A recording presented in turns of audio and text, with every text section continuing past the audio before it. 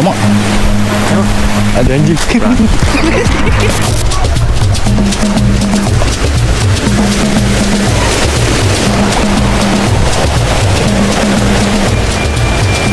sodok. Ada dah kuah. Oh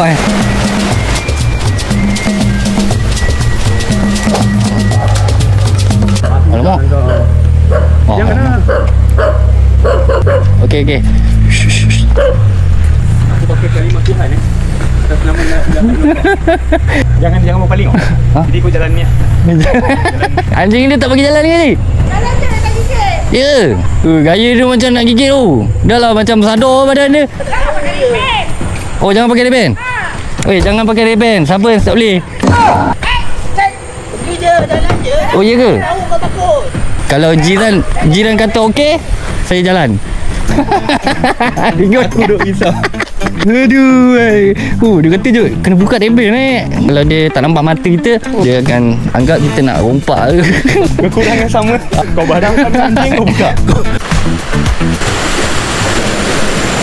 Masuk lagi. Alamak.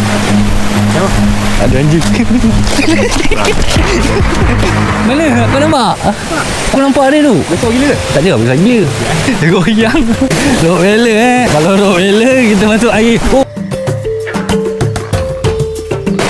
Itu. Boleh jadi cacing kat situ.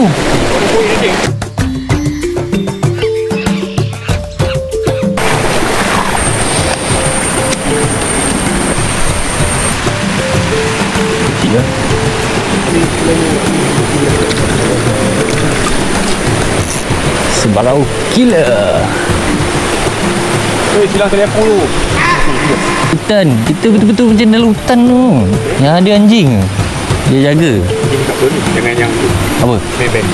Ben takkan ada lah sini. Mustahil lah. Wakanda tu je lah. Wakanda forever. Bengkok joran. Tilan ni.